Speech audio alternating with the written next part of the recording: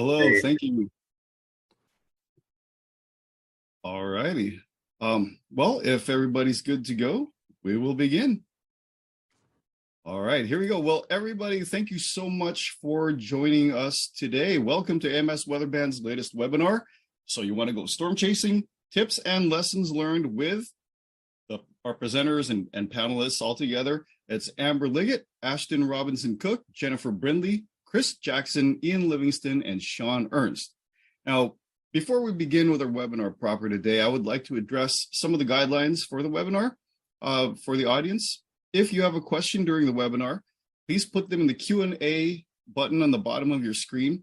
We'd like to make sure all the questions are concentrated there and not scattered throughout the chat so that we don't have to hunt for them and we can use our time more efficiently. Questions for speakers submitted through the chat function will not be considered because we're not going to hunt through that for your questions. So make sure Q&A is the one you want to go to if you've got questions you want answered. We will also have some specific time for questions from the audience after the presentation or during the presentation, depending upon the direction the event goes. Now, without further ado, I would like to introduce today's presenters.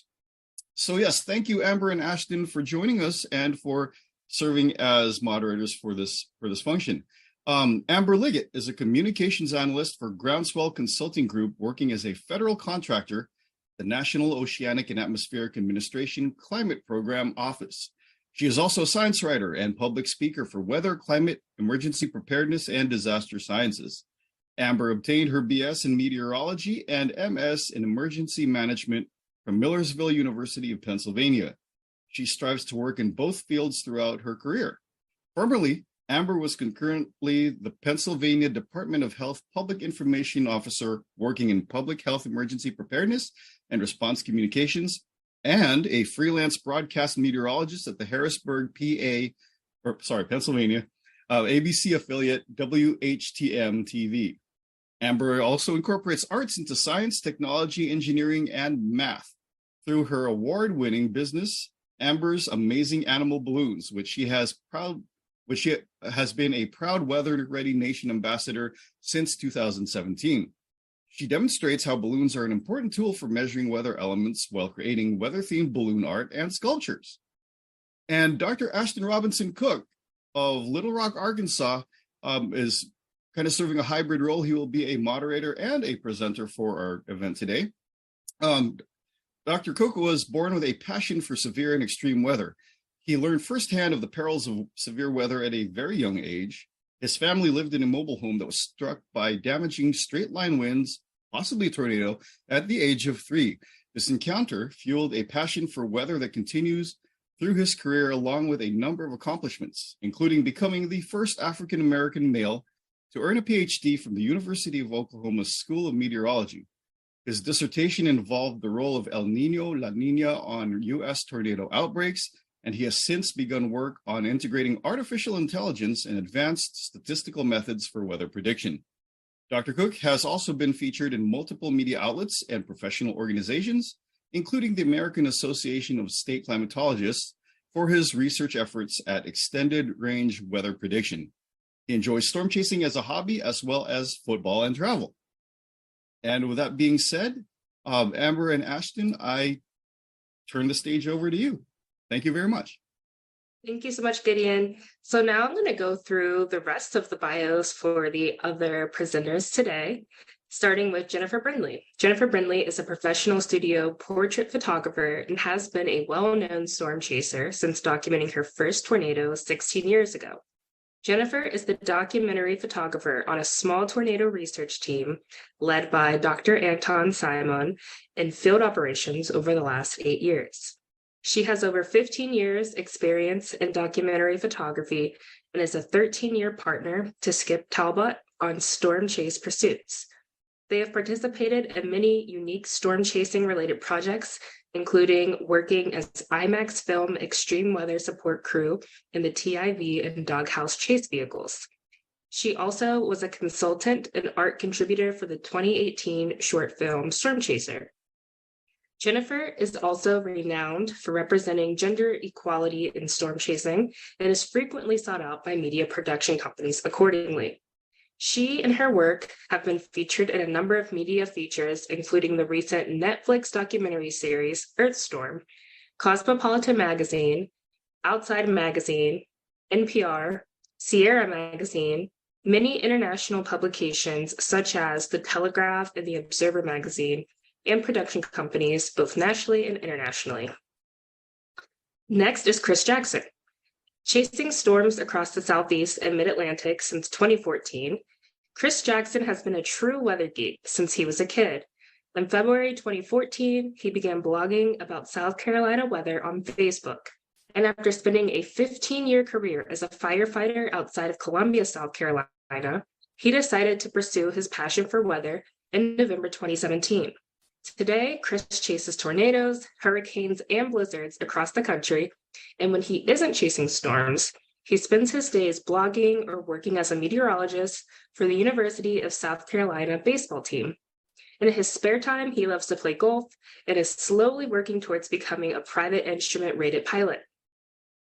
Next is Ian Livingston. Ian Livingston has resided in Washington since early 2006, having moved to the area shortly after finishing college in New England. Living in diverse locations on both coasts and in between, he fostered and developed a lifelong fascination with weather. While on storm-chasing vacations in the plains, Ian has witnessed numerous tornadoes and severe storms.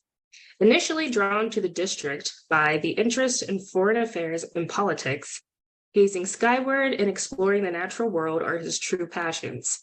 He has been forecasting for the region with the Washington Post Capital Weather Gang since 2008, where he also covers extreme weather and is the team's go-to data guy. And next and last, we have Sean Ernst. Sean Ernst is a meteorology PhD candidate at the University of Oklahoma, originally from Pepperell, Massachusetts. Sean earned his bachelor's and master's degree in meteorology in 2018 and 2020 at OU as well, with a research focus on extreme weather communication and weather forecast product development.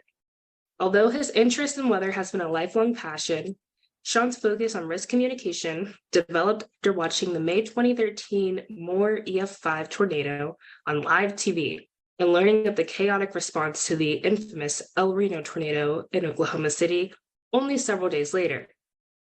Today, Sean is focused on completing his degree and moving into a postdoctoral position at the University of Oklahoma Institute for Public Policy Research and Analysis to study National Weather Service products used by partners and the public and develop the next generation of weather forecast communication tools. In his spare time and as weather permits, Sean enjoys storm chasing across the Southern Plains and has maintained a 9-year streak of spotting tornadoes. These include tornadoes in Texas, Oklahoma, Kansas, and Nebraska, with some notable chases including the May 24th, 2015 Dodge City tornadoes and the April 28th, 2022 Andover tornado, and the May 17th, 2019 McCook, Nebraska tornadoes. Although by no means anything more than a hobbyist, Sean enjoys the art of storm photography and videography, and he's worked to produce several videos for his YouTube page chronicling his chasings. All right, so that is everyone that we have for our panelists today.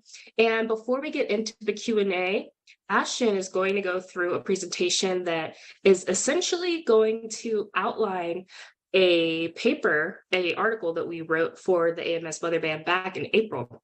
So that's something that if you're a Weather Band member, you can access today.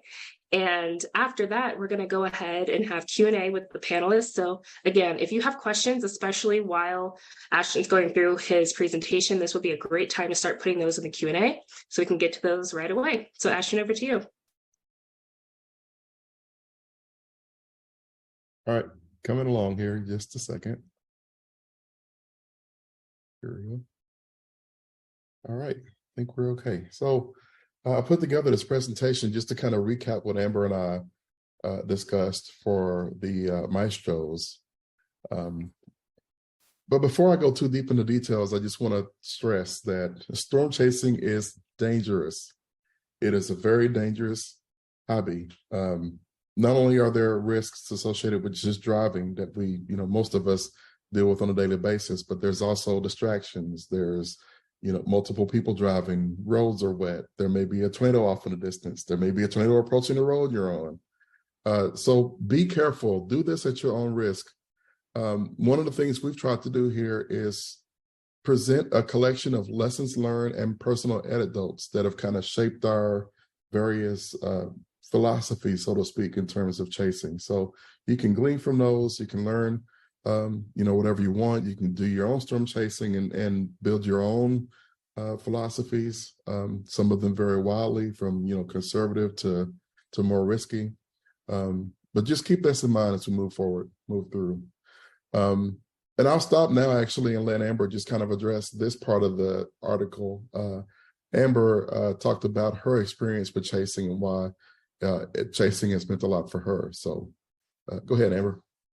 Sure, yeah. So my experience with storm chasing really was during my internships that I had in Colorado. So they were both chases that I had were in Eastern Colorado with professionals, the mentors that I had, and I'm grateful for the experience that I got to have to really learn firsthand what it's like to storm chase. That's something I've always been interested in, and having had the classes in mesoscale and synoptic meteorology and learning the actual science behind what a tornado is, how it's developed, and thunderstorms and everything that goes with the cyclogenesis, all the fun weather terms. It's like, okay, now I want to put that into practice, actually get out in the field and see it for myself. So having that background was helpful, but there's really nothing like experiencing a tornado firsthand. And so the picture that you see was actually from a chase that I did in 2018, again in Eastern Colorado. So those are a couple of land spouts.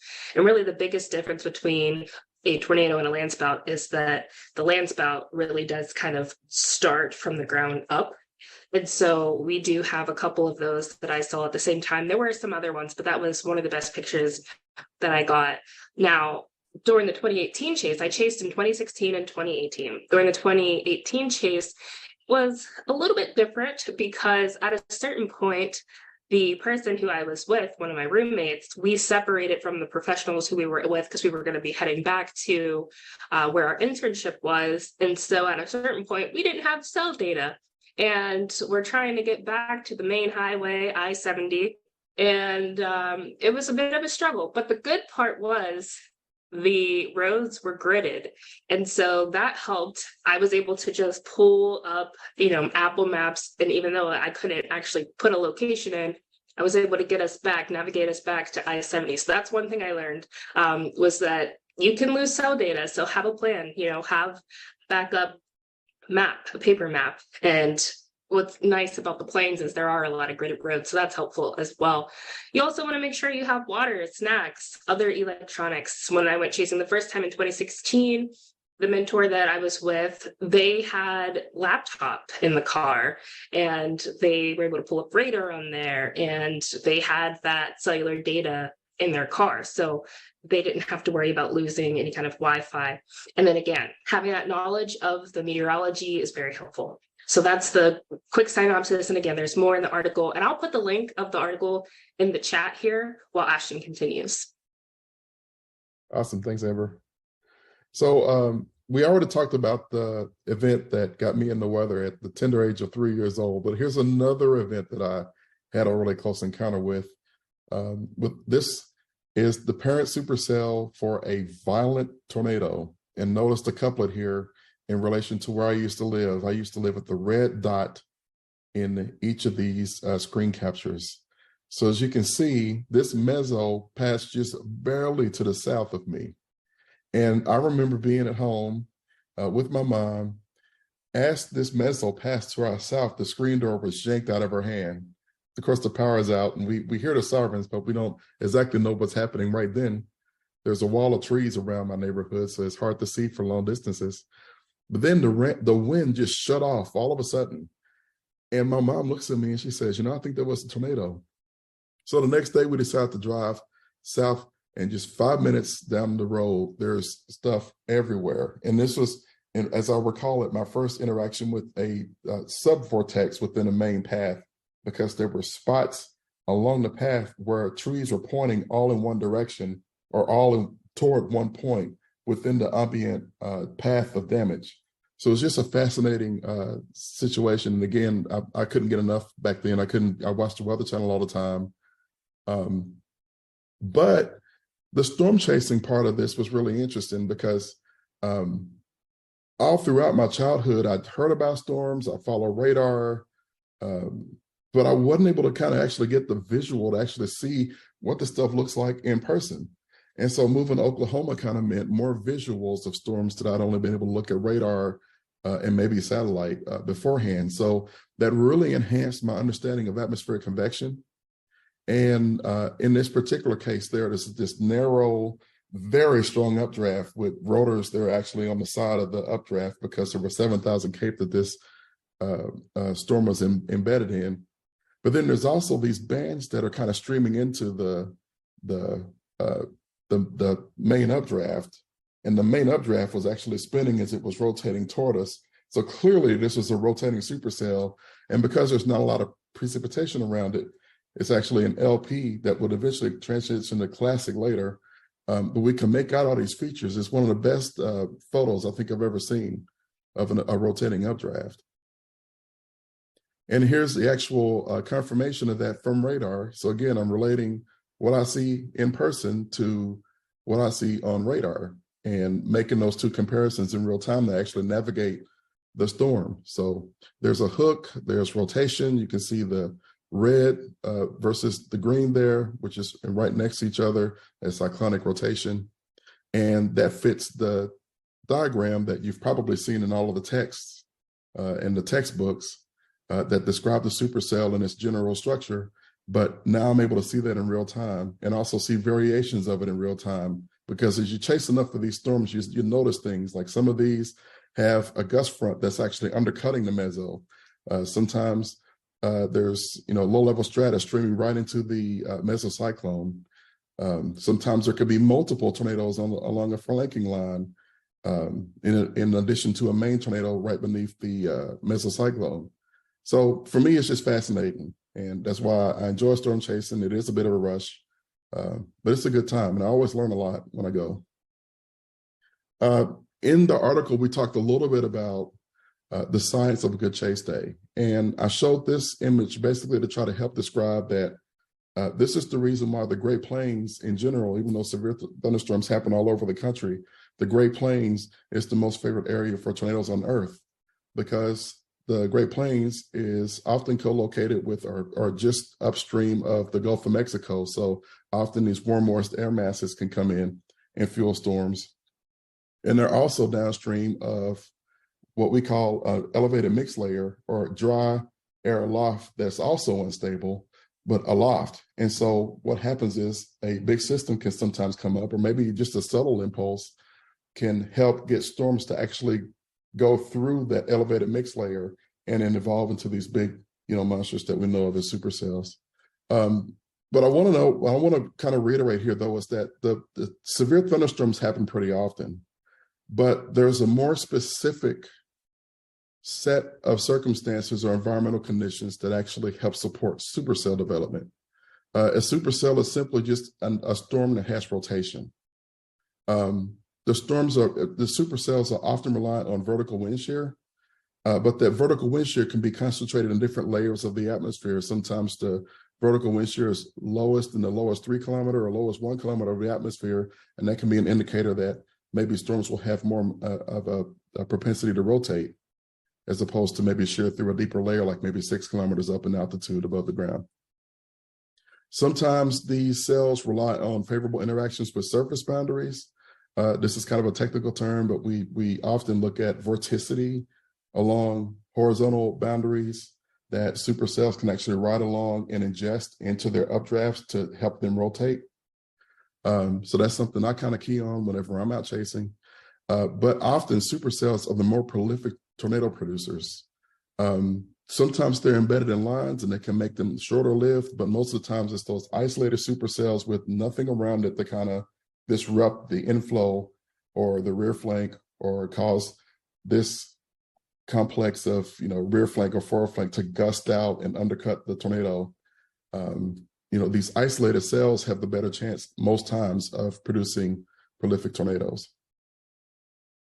There's a few additional considerations. One's environmental, and then a couple of just kind of related to, logistics of chasing. But sometimes we get, we're expecting these big outbreaks to happen, but there may not be enough shear in the lower levels to actually help the storms to organize in the lower levels and get that rotation to organize close to the ground. There have been times when I've forecasted actually in the past where there was too much lift and there were too many storms, and all of their outflows collided with each other, and it made it difficult for a dominant supercell to persist for a long period of time and produce, longer lived tornadoes. And then there's also characteristics of low-level boundaries, as I kind of hit on in the previous slide. Sometimes these low-level boundaries can surge out beneath the thunderstorm, and if there's any kind of rotation, that rotation will be undercut, and that makes it less likely, not impossible, but less likely to actually get a tornado at the surface. But then also just, again, logistics, is it worth it to go from Norman, Oklahoma to Iowa to have a low chance of a tornado on a particular day? Is there a chance that I might clear air bust? I don't want to go to Iowa for that necessarily, or Missouri, or, I can stay at home and clear air bust. Why do I have to go all the way that far? So that's something to kind of keep in mind too, especially have to be back at work the next day, you're not on vacation or anything. Those are limitations, I think, sometimes that chasers can kind of face. Then there's also a big one that may come up today in conversation, chaser convergence. Oftentimes on the big days, especially when I lived in Oklahoma, the big days brought out chasers from all over the place.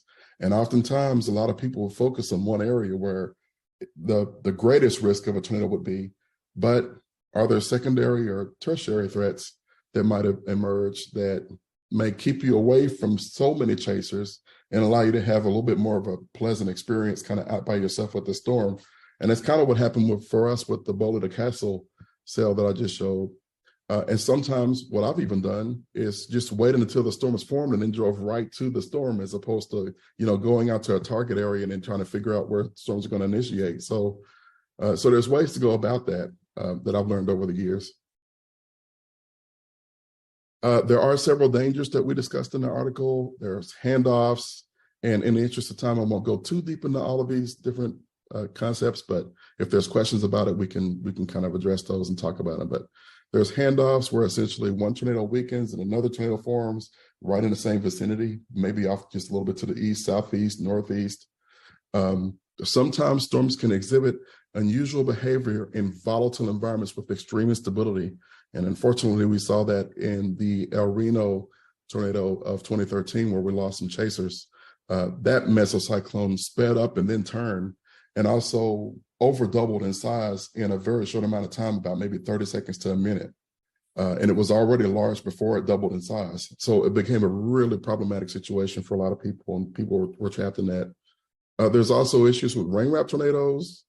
Rain can limit your visibility.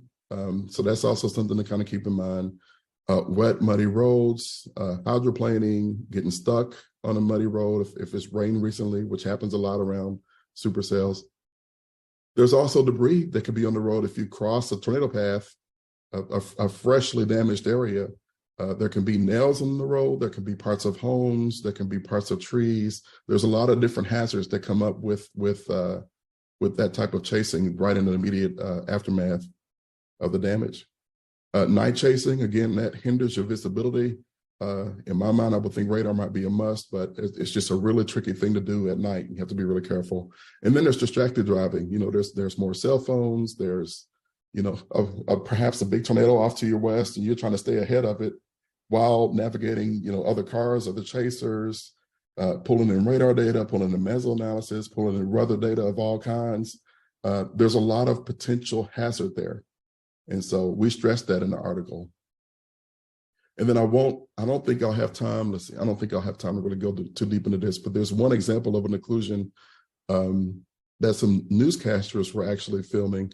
Fascinating video, but they were in an incredibly dangerous spot. And thankfully, the storm of interest turned to the left after it got past their position so that they missed the worst of it. But a very fascinating video, and I'll actually post that in the link so everyone can see.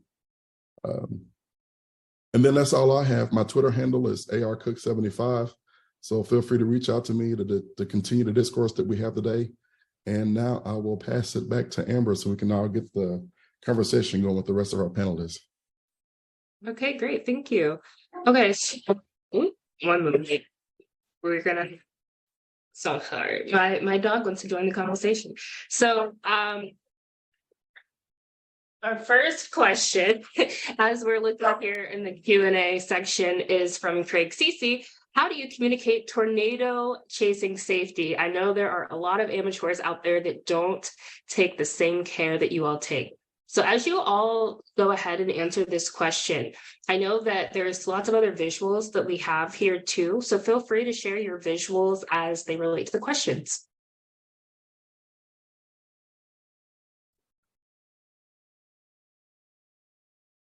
And whoever wants to start, feel free to go ahead. I'll jump in. I'm very passionate about storm chasing safety. Having Skip Talbot for a chase partner, also the two of us kind of hone in on all of that. And I think it's important to communicate chasing safety all the time in everything we do, making sure that it's at the forefront of our minds and our decision making every time we go out on the road, when we're talking about how we're approaching the storms that we chase and what our MO is.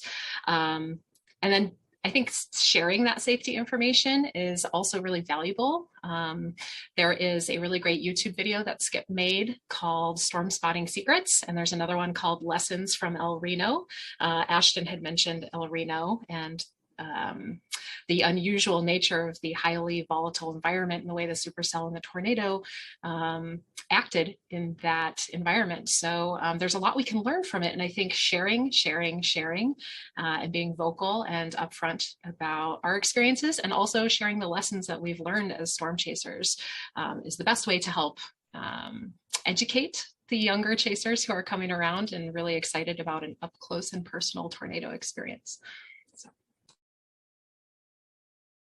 Thanks. Chris, what do you have to say for that one? Just going off what Jennifer said, really understanding what your limitations, your skill sets are, and recognizing that and keeping your head on a swivel at all times, because it's so easy to get tunnel vision, especially when you get around storms that might be severe, might be getting ready to produce a tornado, or do have a tornado that's reported on the ground in progress, doing damage, all that kind of stuff. It's really easy to get sucked into that really narrow field of vision and lose sight of what's going on around you. And with storm chasing, I think one of the biggest risks, hands down, is the driving aspect of it, because not only do you have to deal with the actual storm that you're trying to find, you have to deal with the regular folks that's using the roads. You have to deal with other chasers that might just decide to pull off the road at the last second, or maybe standing in the road. I know that's kind of something that just gets me from my experience as a firefighter. Anytime you're around the road, you never want to turn your back to traffic. That's just kind of like my creed. But that's one of the biggest things, is just being able to understand where you are and keep your head on a swivel. Just understand what the environment is doing around you at all times. Sean, would you like to go next? Sure. I can add in a little bit. First of all, I want to second everything that Jen said about especially watching those safety videos and stuff like that. I think I can't recommend Skip's videos enough. I remember in undergrad, in my first years chasing, watching those and just, having my mind blown about all the great stuff that was in those. So highly recommend. But from my social science background, something I can talk about here is there's an idea, and this is specifically about the sort of challenges of communicating tornado chasing safety, especially to amateurs, is there's a concept called the tragedy of the commons. And it's this idea that we all sort of are interacting in this shared space, this common, which is the area around a storm. The problem is that you as an individual are making decisions based on sort of your goals. And that might be getting close to the tornado, or getting ahead of the tornado, or using a dirt road or something like that. And the problem is that acting in a way that is potentially detrimental to the people around you, like setting up your tripod in the middle of the road, or driving too fast, or skipping or passing on a double yellow line, all these things may have extra benefits for you as an individual, You might get closer to the storm. You might get a better position. You might get a better time lapse with that nice stable road surface. But you are increasing the danger to everyone else. You are ruining the commons. But, if it's just you're just the only one doing it. It's probably fine, right? Somebody will go around. It won't be a problem. The problem of the tragedy of the commons is that each of us as individual actors see that, and then we start doing those antisocial behaviors as well. So then all of a sudden everyone's passing in the double yellow. Everyone's putting up their tripods in the middle of the road. Everybody's pursuing these dangerous acts. So one of the things that I think is really important to think about when it comes to chase safety, and something we can talk about, is that it is crucial that all of us are trying to follow these safe behaviors and follow these safe tenets. Yes, that might mean that you might miss out on an advantageous position once in a while. But if we aren't all taking storm chasing safety seriously, we're all going to suffer for it. And we're all going to have more dangerous chases, and we're going to miss more tornadoes because of traffic jams, because of accidents, or people standing in the road, or stuff like that. Thanks, Sean. And Ian, go ahead. I should know better than to come after Sean, because there's no way I'm going to sound that smart. But I think, sort of bouncing off of what he just said, a big part of this comes down to the fact that these days a lot of storm chasers are in competition with each other, whether they'll admit it or not. I think in a lot of senses, we're not going to solve many of the issues without addressing that part. And some of it might be the tragedy of the commons, of social media pushing people to do things they wouldn't otherwise do, that kind of thing. And then just briefly, if I added my own sort of safety thought, it would sort of be along the lines that, not all risks are created equal. If you have a moderate risk in Western Kansas in June, it's going to probably be a lot more comfortable of a chase than a moderate risk in Southern Louisiana in February, March, something like that. And again, it goes back, I think, to the competition these days. You sort of see people flock to the moderate risk, no matter where it is, without necessarily thinking of, what could happen, not only to them, but again, everybody else that's around them that can sort of put them in a bad position. All righty, I'll take on the next question. It's probably going to be a combination of maybe a couple of questions here. Preston Bradley asks, advice for anyone who wants to chase solo, especially in an area like the Mississippi Delta and the Arkansas Delta. And then another question from Marcella Liggett. Do you recommend always chasing with a partner? I'll take that one if nobody else wants to. I heard something about Southeast, so close enough. But me personally, I like to chase with somebody if I can, but if not, I change my expectations. I change what I'm willing to do, especially when I get in the near storm environment in the Southeast, because you got a road network that's not beneficial to you. You have terrain that's not beneficial. You have trees everywhere. Everything's just stacking up against you. So you look at the risk reward, and if I'm by myself, I'm not going to maybe be as eager to get a little bit closer to the storm as if I got someone else that I trust with me, that we've chased storms before and we understand what each other's abilities are, and we're not, we're looking out for one another, and also what the storm's doing, trying to get a different perspective on things. But as far as the Mississippi Delta and the Arkansas Delta, that's some of the best chase terrain outside of Western Kansas, in my opinion. All of us from the Southeast, we call it the Kansas of the East, because it's just so flat out there. And you got a pretty decent road network in spots. But the one thing that usually ends up hampering everybody is the Mississippi River crossing.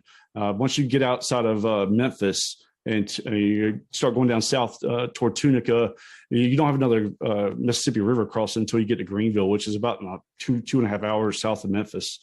So you got to really play your cards right. And that dives into Dixie Alley. And I guess, in a nutshell, you have to really, really play chess with the storms and decide where you want to intercept them, because more than likely they're going to be moving at 60 knots, or 50 to 60 knots, and you've only got one or two tries, and that's it. So it's a chess game.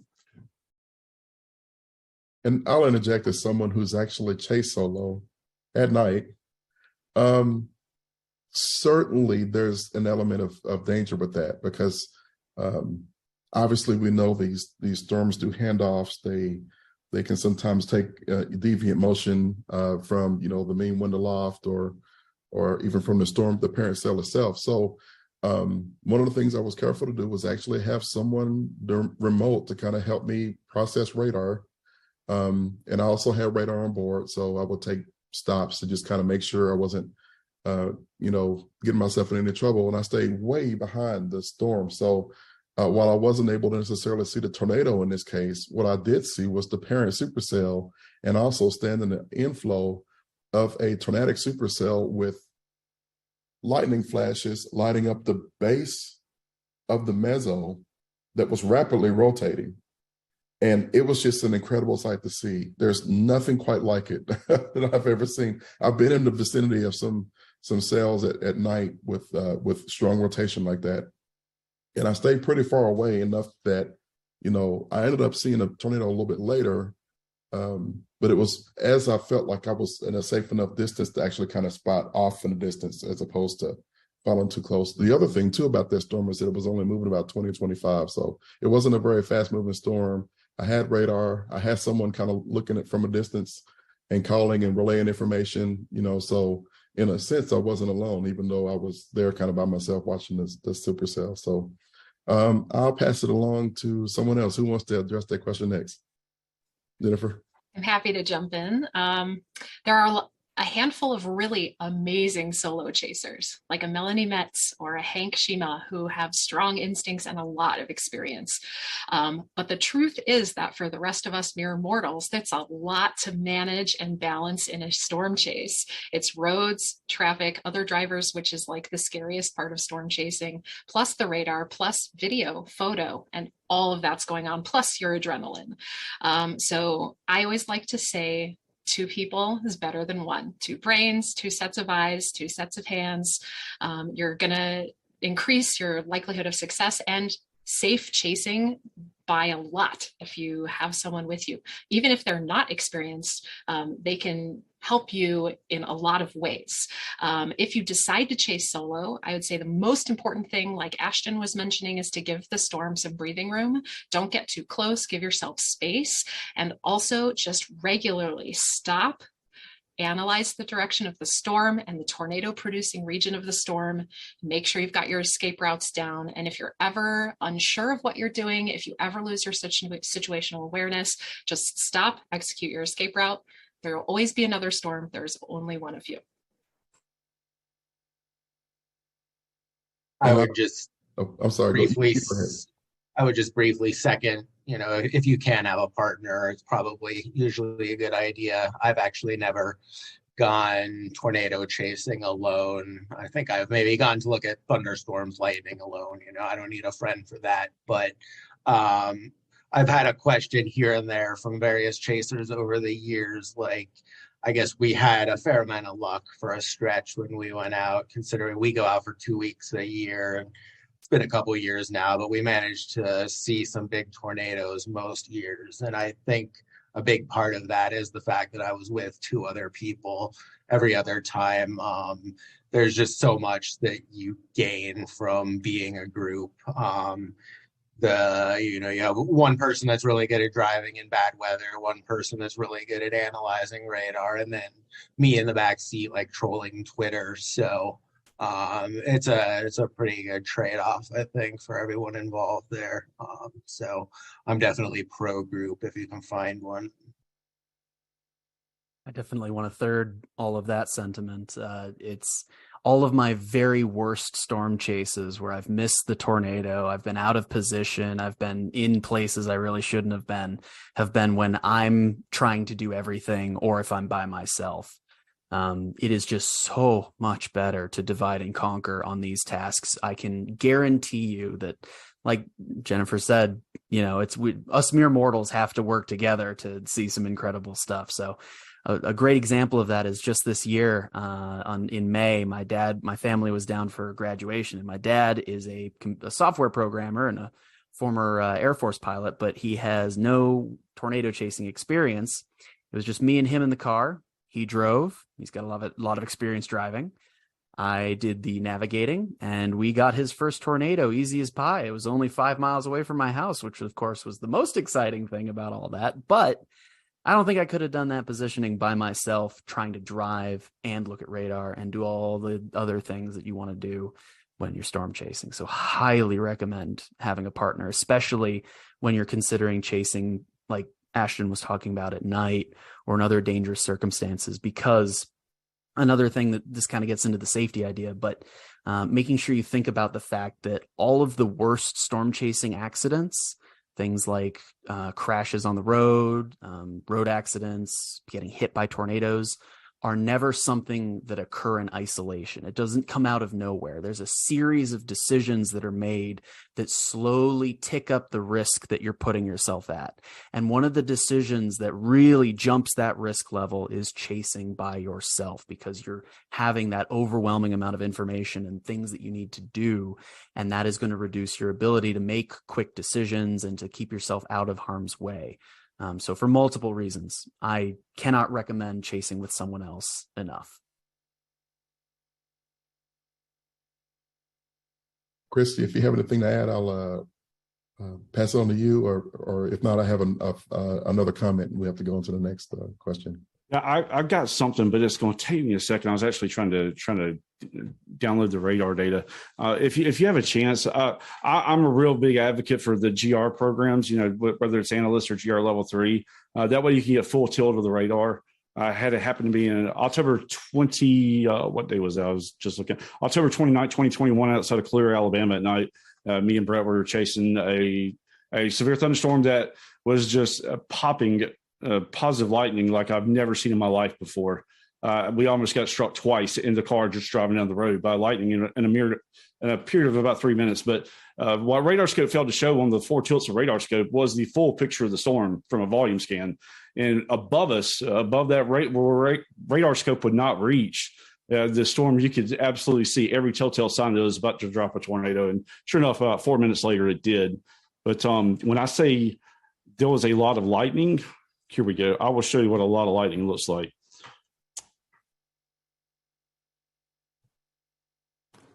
That was one. And then not 30 seconds later, right here. Whoa. Just it lit up a big oak tree right beside us. And then right after that, of course, had a tornado and all that stuff. But yeah, just little clues like that. And it's, like I said, I'm big on the GR programs, just to be able to have the full use of every product available from the radar. Yep. One last thing I'll add to before we pass to the next question. When I made the decision to chase at night, it was one of those things where I was already out chasing and it carried over into the night, and I felt safe enough that I didn't want to stop. I wouldn't necessarily initiate a chase starting at like maybe 1 a.m. I don't know if I've ever done it before. But the other thing too to add though to that is I also don't think I would have chased if there were other storms around to obscure my view of the main system of interest. And in this particular case that I was looking at, I think it's Dallas Garland in 2015, right around Christmas time, actually. I was on the storm and I saw the storm coming up from the southwest, and I let it get northeast of me to let the foreflank and the lightning in the foreflank kind of backlight whatever was happening between me and the foreflank, that being the mezzo, and what ended up being a handoff actually occurring right in that too. But if it's raining where I am, it's a whole lot harder to see to the northeast. And that would have probably led to just calling the chase altogether. So it was one of those situations where I didn't plan on it happening, but it worked out. Okay, go ahead, Amber. Thank you all. That was really interesting and informative. I know both times I chased, I was with groups of people. So I would feel more comfortable with that because I am not as professional in it. And so I also would recommend that. And I think this next question is great for those who are starting out chasing, maybe brand new to it or still in the beginning stages. And that is, how do you start out a tornado chase? What are you traveling to? What are you looking for on radar to head to? So Ian, let's start with you on this one. Well, I was going to first say don't, my advice for a first time chaser would be something like, don't just bullseye chase the storm prediction forecast. Although honestly, my answer to this question would probably to be to bullseye chase the SPC forecast. If it's your first time out and you don't know what you're doing, they're pretty good at it. Again, you sort of want to consider not chasing in the bayous or something. I think it's important to have a general sense of what you're doing, what you're looking at. That helps not only you as a chaser, but it helps those who will get the reports to help them with the warnings and whatnot. And of course, everyone should have fairly easy access to a local spotter program through the National Weather Service. There's a bunch of great online tutorials, things you can find these days, just about anything. I know when I was a kid, I used to have to like print out chase logs and put them in folders and stuff. But these days, I know, that's probably something Jennifer would know more about too. With the Girls Who Chase, I know they sort of have their program to teach people as well. So I think, all you really need is a little bit of knowledge and a cell phone these days. You can get more advanced, but that's going to be enough to get you what you want. Yeah, I'll just piggyback on that since he mentioned Girls Who Chase. Girls Who Chase is not just for girls. I'll just say that right away. It is a really phenomenal resource for storm chasing and learning how to storm chase if you're interested. Every spring there is a spring training program. Panels with experts, classes, all kinds of really cool stuff. So definitely start with your Storm Spotter certification. You can check out the Girls Who Chase spring training program. Also, storm spotting secrets on Skip Talbot's channel, but also before you jump out by yourself, go chasing with someone. You can do a tour, which is a really great way. There are a lot of great tours out there that educate you. The College of DuPage is a great one out of Illinois. They'll teach you hand maps, forecasting, how to storm chase, what parts of the storm do what. It's such a better idea to have a bit more of a foundation to work off of than jumping in blindly. So those would be my recommendations.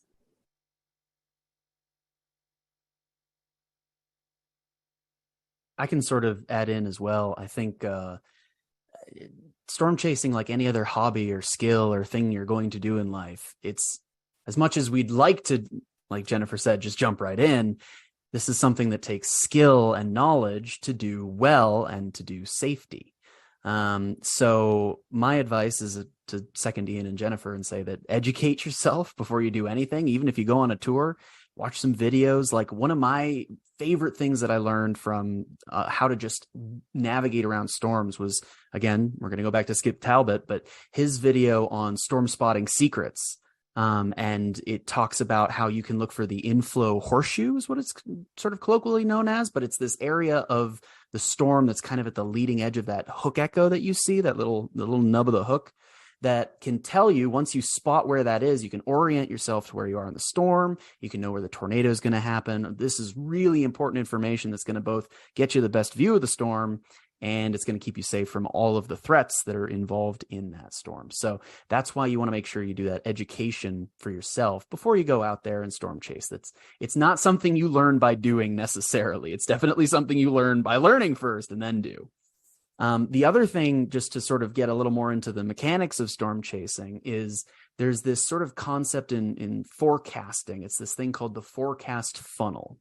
This is something I learned in undergrad and sort of got to play around with more in masters. But it's this idea that we sort of take a broad look at the meteorology and then sort of narrow down with time as we get more detailed data.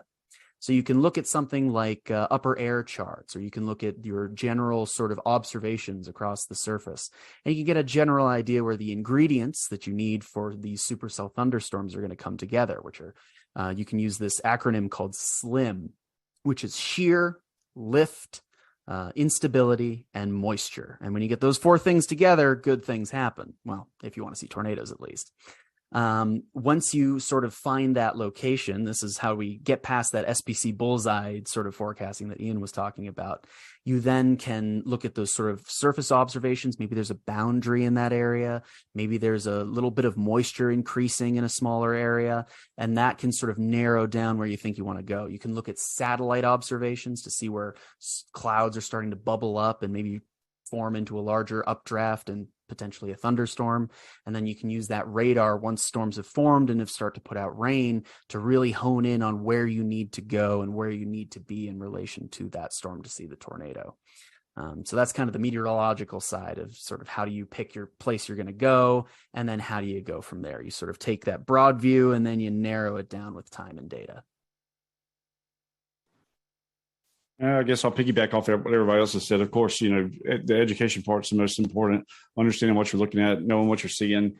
But also, I think something else that's important is, I guess establishing your own, what is your mission? What is your goals? What do you want to get out of it?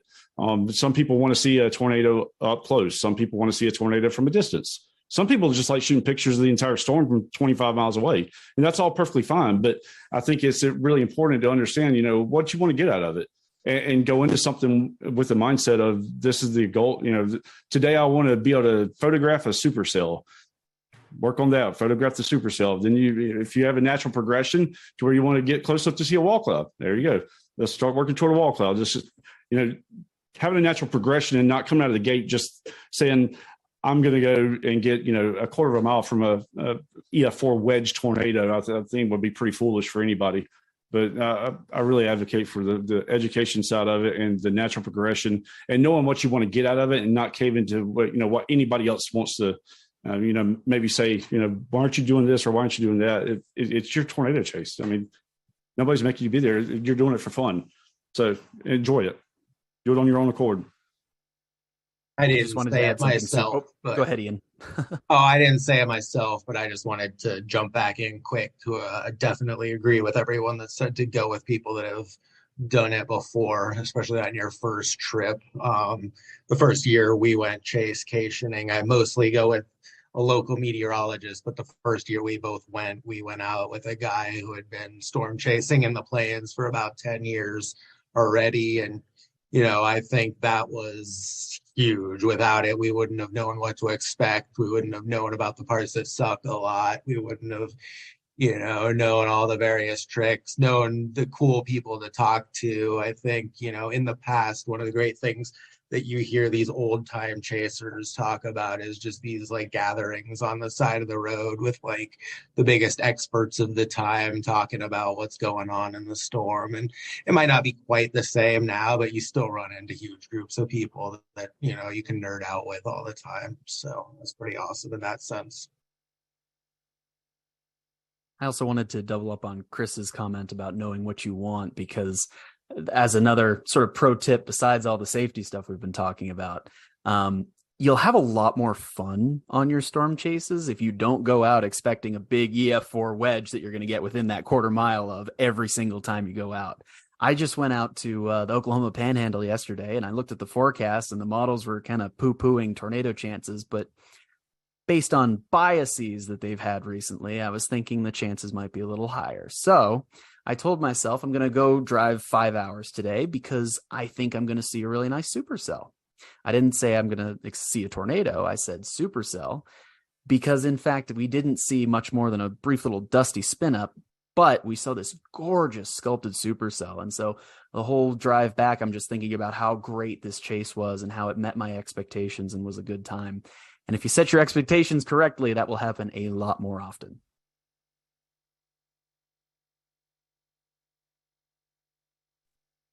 Amber, is it your time for a question or is it me?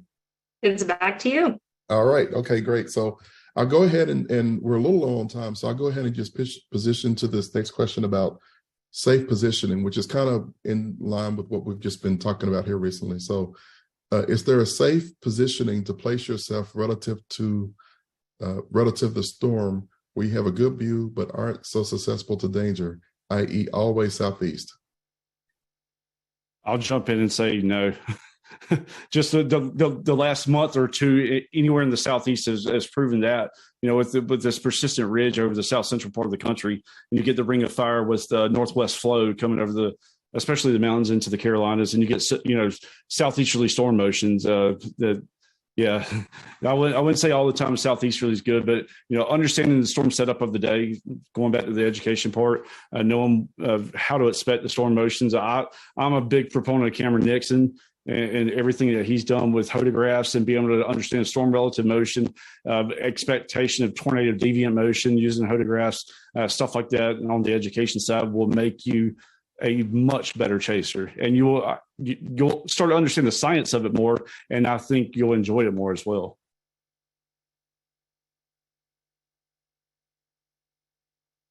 Okay, who's next? I might just jump in really quick and maybe scoop Jennifer on this one, but I would once again recommend Skip Talbot's videos. He has some really good chase log videos where he talks about how he positioned himself, and I believe Jennifer was with him on several of those chases. But how to position yourself safely around storms, because like Chris said, you can't use a compass rose. These things move in all directions depending on the conditions around. And what's more is you can't use the radar picture either, because that classic supercell that Ashton showed in the presentation is what 50% of supercells generously look like. You're going to have supercells embedded in lines. You're going to have supercells completely surrounded by precipitation. You're going to have all manner of nonsense because nature doesn't like to fit into the boxes that we like to make for it. So definitely sort of that knowledge of structure and radar analysis is what you need to make sure that you're safe. But in general, if I had to sort of do the, one size fits all approach, if you have your supercell, it kind of looks like this with a little hook echo here, usually somewhere in this area, if the storm is moving this way, is probably where I would set up if you are a little bit newer to chasing. If you know what you're doing and you have good road options up here, you can get a really good view of the tornado a lot of the time, but you don't want to stay there. Right. I would just briefly say, I don't have as much experience as some people, but I've seen a lot of really cool tornadoes in great visibility without being in the bear's cage or that sort of last location that Sean was just pointing to. I think there's plenty of people that know how to chase and can do it relatively safely. I don't know if they're safe. There's basically different levels of risk and what kind of risk you're willing to take. I think one big key though is sort of the terrain and the road network. A key example there is 2016, May 24, you had Dodge City, flat, no trees, gridded roads. May 25, you had Chapman going through they're not big valleys, but for Kansas, they're river valleys, bad roads, that kind of thing. So, in Dodge City, we got close. Chapman, we stayed back.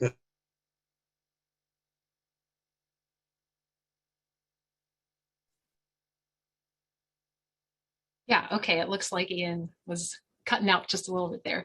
So yeah, I'll just piggyback a little bit. Roads are the big thing, but I think chasers seem to continue to struggle with not escaping across the tornado's path. And I loved what Chris said to the question, is there a safe place you can always be? No, straight up no. And you never make assumptions about what the storm or the tornado producing area of the storm or the tornado itself are going to do. So really, you just have to continually repeat the same method over and over when you're chasing. Stop. Analyze the direction of the storm and the tornado producing region of the storm and ensure that the route you're taking to keep up with the storm or your escape route will take you directly away from the tornado rather than crossing the path of the tornado. And then repeat that every single time you stop to watch the storm. So that's the thing about chasing safely, is that you have to constantly make micro adjustments to your position based on the relativity to how the storm and the tornado is moving. It's never going to be constant. It's always going to change. You look up historically tornado paths. They don't just all go in a straight line. Like that deviant motion that keeps being mentioned, the way that tornadoes occlude when they when they finish or after they get stronger. There are all kinds of things that you can't expect. So just maintaining the situational awareness and readjusting your approach is really the only way to do it, in my opinion. I'll add one quick thing. I do a lot of forecasting, and one of the things that's really tricky about it is that not every situation is exactly the same. And that's the fascinating part of weather. If it were exactly the same every time, we could predict it really well, but there's times when we don't. And one of the things that comes to my mind is Gerald, Texas in 97. That was a really anomalous system. I believe that storm was actually moving to the southwest. It was an F5, and it was doing a lot of damage and killing people. The thing about that one though is that it was highly visible, but there were still fatalities. It was just that strong of a storm, and it just hit several structures. But what happens if you have an anomalous system that's actually rain wrapped? That could theoretically happen too, and perhaps some of that might have been even the case with El Reno. There was a lot of rain around in El Reno 2013. So every situation is different, and maintaining that situational awareness and understanding where the areas of threat are in relation to a storm is probably the first step to really just staying safe in the vicinity. And if you ever get in a situation where you don't feel like you're safe, it's time to get out and have your escape plan ready. Yeah, Ashton, if I'm just jump on that real quick, like one tip that I would give people is like when you get a tornadic supercell that's got an established tornado with it, and especially if you have another cell that gets in the very close proximity of it that also is rotating or has a tornado with it, when that starts to happen, almost all bets are off with storm motions. I learned that firsthand on April 13th, 2020. I was chasing the EF3 tornado and the big outbreak in the Carolinas we had over here, and I was right behind in the EF3, and there's two storms merged with two EF3s in concert that Fujiwara around one another. One of the craziest things I've ever seen in my life. And unfortunately, there was fatalities and stuff like that. But that morning really taught me a lot about the near storm environment when you start getting other storms that impede on a ongoing storm. Mm-hmm. The storm interactions are so tricky because sometimes the interactions are destructive, and sometimes it just doesn't even matter. And the El Reno 2011 tornado was like that. There were cells moving in from the south and moving into that meso, and it just didn't matter. That was a strong meso that was just going to do its thing. But the ones to the south, the two cells to the south that were also producing high-end tornadoes, were affected by the precip from the cells immediately to the south of each respective cell. So there's a lot we know, but there's also a lot that we're learning too in this field. So something to keep in mind. Yeah, an example of that would be that supercell that went through the south side of Oklahoma City 2 months ago, produced 12, 13, or 15 tornadoes, something unworldly. Yeah. Well, looking at time, we have time for one more question. And as I'm scrolling through, we have been answering some of these in chat, and some of them are answered through the article as well. So feel free to go back and catch that. But for the last question, I'm going to pull two out there about photography. So do you have better luck with video or photography? Do you have any tips? And also, when should one need to stop outdoor photo shooting and sit in the car to avoid lightning? Jennifer, I'll let you take that first. You know you want that. Well, photo or video, I think it depends on what you mean by better luck. It might just be more what you're drawn to. There's merit and beauty in both. So maybe play around, rent some cameras, see what you like, borrow some from other people, just play. You can get really beautiful stills off of high quality video. I'm not the video guy. I'm the photography person. As far as lightning, generally speaking, as soon as the storm starts spitting out anvil bolts that are cloud to ground, that's when I start to I just jump in the car right away. So if you're seeing the lightning in the scene that's out there, like miles away from you, you're going to be fine. As soon as you start seeing them to your left and to your right and a little closer, that's when you want to jump right in the car. So.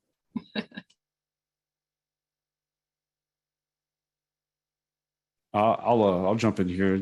Following up what she said, I do more video now than I do stills. When I first started out, I got a Canon 5D Mark IV, and I was taking stills all the time. But when I would get done, I'd be like, man, I wish I had some videos. That'd be really nice, and just really crisp video.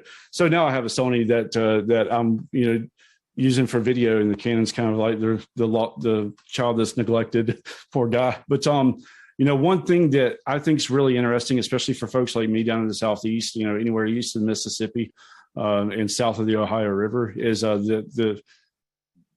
guess the technology of drones, because drones offer you a aerial perspective that it doesn't matter where you are, you can get a perspective like you're in Western Kansas. All you get is get up over the trees and over the terrain, and you can really see. And that's been one of the biggest things I know for me and all the guys that I guess here regionally that chase.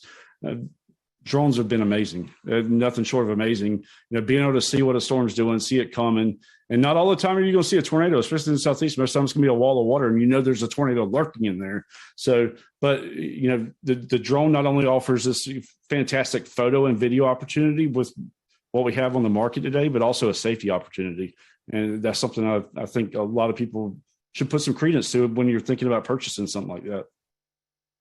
And another vote for having a chase partner, because one person can do one and the other can do the other. Then you just don't have to worry about it. Another option is to set it, forget it. So if you have a dash mounted camera, you could just point it in the direction of the storm, and then it's recording, and then you can play with your still camera and see, different compositions, different lenses and things like that. So there are some options. I can piggyback on that, and the ultimate set it and forget it, which, speaking of my footage from yesterday that I have to look at today after this talk, is I was on this incredible lightning show in the Oklahoma Panhandle, and I just took my 360 GoPro and I just slapped that on top of the car, and we forget about it. And sometimes I forget about it a little too long, and it's like 3 hours later, and I'm like, ooh, that's on the roof still. I should probably get that.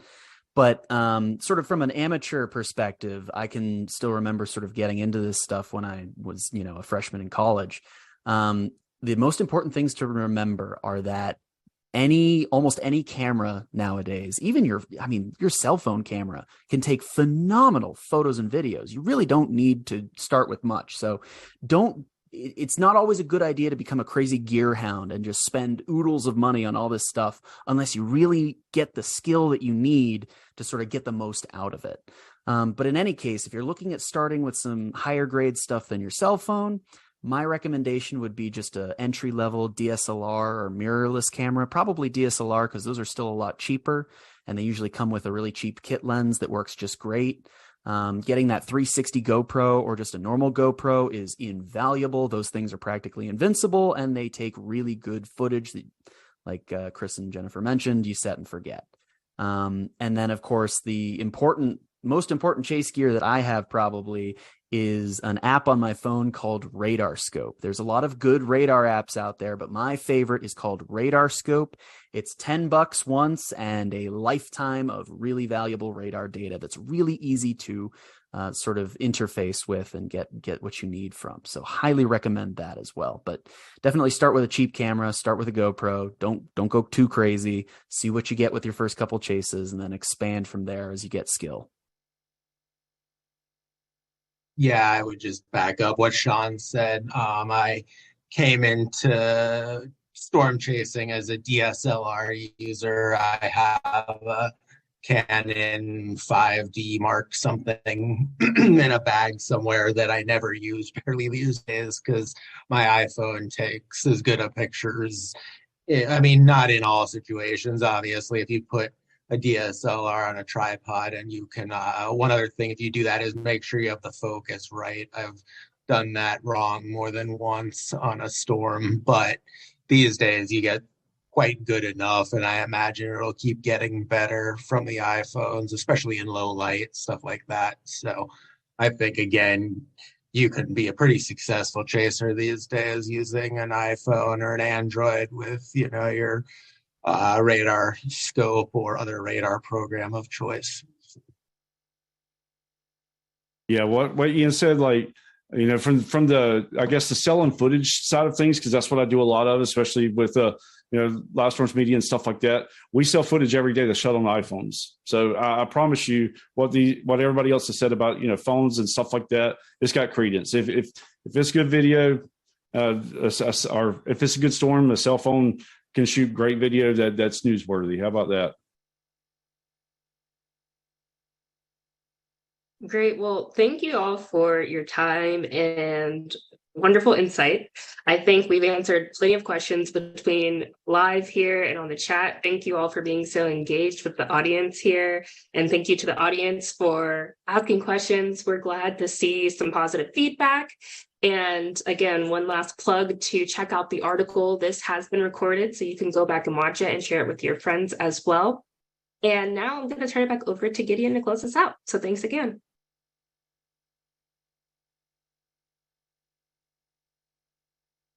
All righty. Well, thank you so much, Amber. Thank you. And Ashton, Jennifer, Chris, Ian, and Sean, thank you all for taking the time and making the effort to show up today and making this webinar happen. It was fantastic. And I honestly had to set an alarm to make sure that I would be able to warn you guys about how much time we had left, because I was totally drawn in. So thank you for doing this for us. Audience, all webinars will indeed be available to Weatherband members at amsweatherband.org. If you have further questions or you want to talk about the webinar, members are welcome to discuss in the Weatherband Community Forum. And with that being said, I would just like to say again, once more, thank you to our moderators and panelists, and thank you, audience, for joining us, and have a wonderful rest of your evening. Take care. Thank you.